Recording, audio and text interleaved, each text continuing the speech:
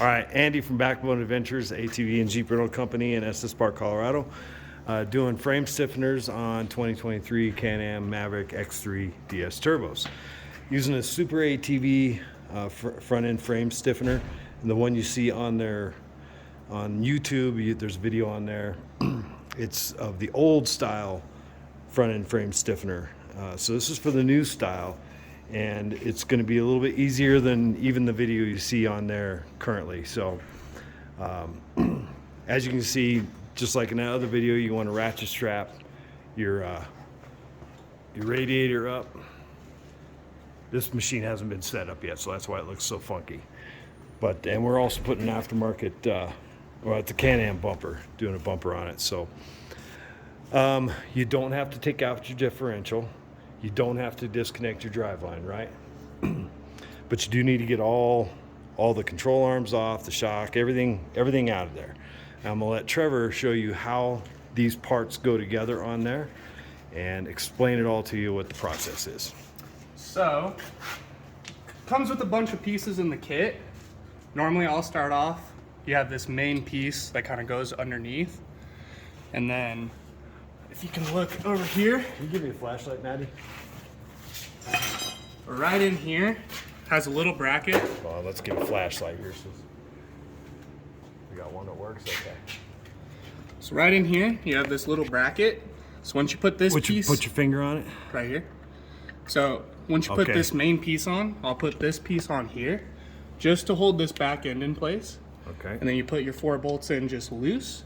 Cut your hole back here so you can get those bolts out, and then you have your main bracket right up here on top that everything kind of goes in. Always work from back to front so it all lines up. So from here, once you got these 2 brackets on, then you use the long bolts in the Superatv kit back there. Yep, the long bolts with the washers on them, so they just spin up on there.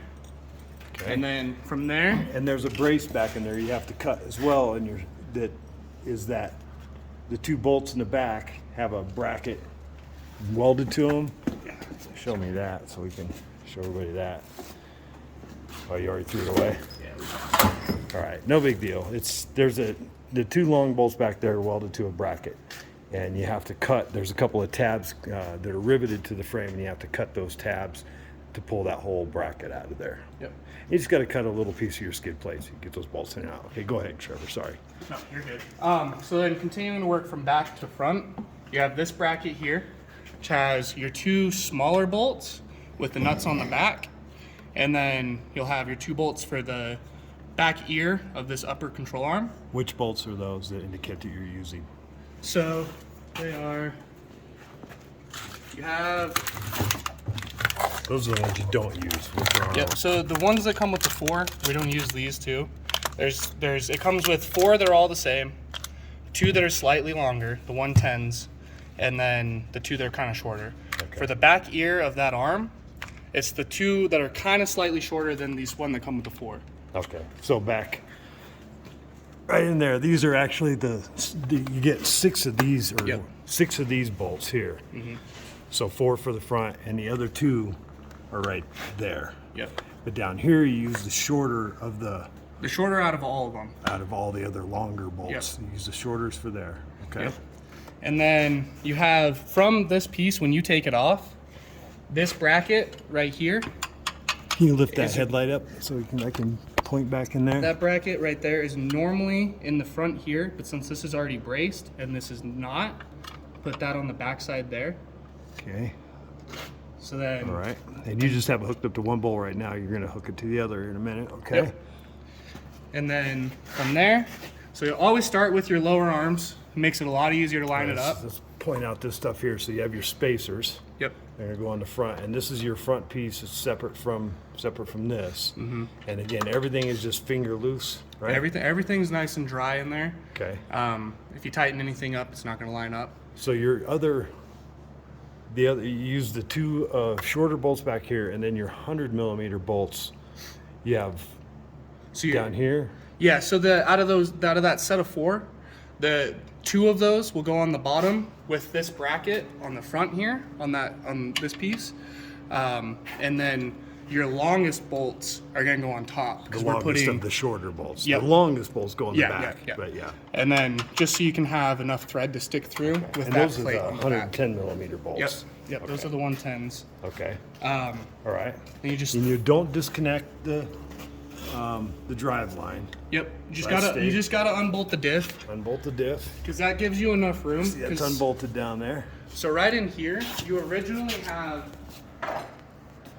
this bracket that goes on the bottom, Yeah. and then you have two 10 millimeter bolts that'll go through and hold that in place. But since we're doing all bolts, we're just gonna put this bracket here, send those bolts through like that, and then you can just fish it through with the nut Okay. in the back end there.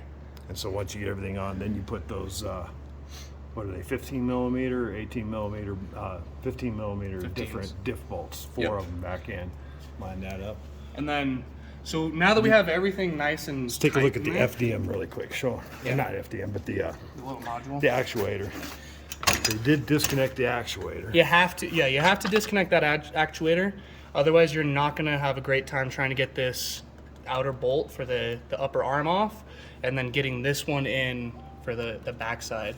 That's gonna be a nightmare as well. Yeah. And we have originally, your bolts come with the hex head towards the frame of the machine instead of towards the front. We flipped them around just to make it easier to do maintenance and whatnot. Okay. So the nut goes on the backside there.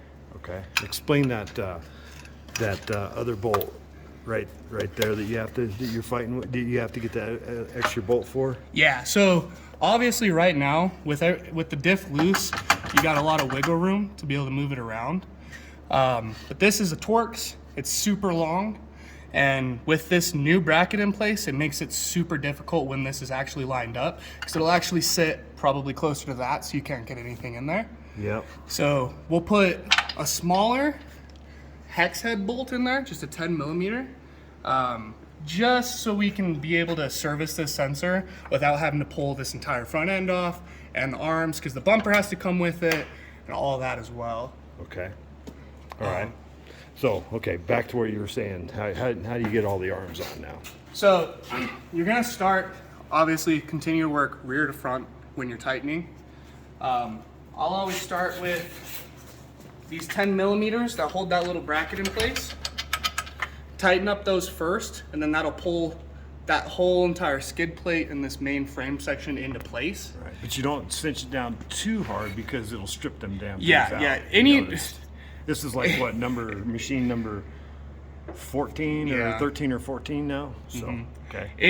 Anyone that should be working on Can-Am should know that everything's gonna strip if you go too tight.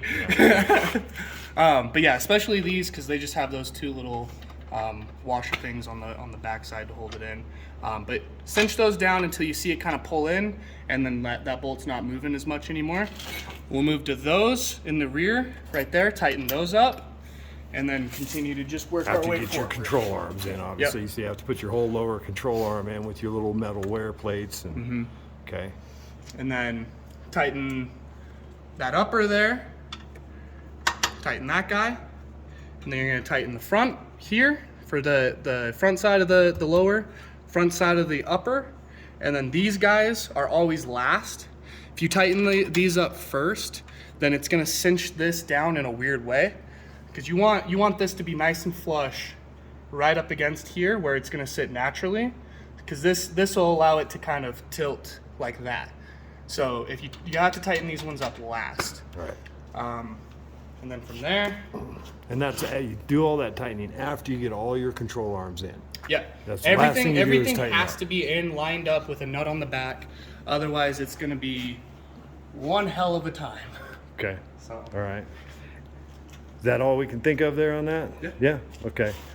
So something else that we've recently discovered, Superatv makes a frame gusset kit.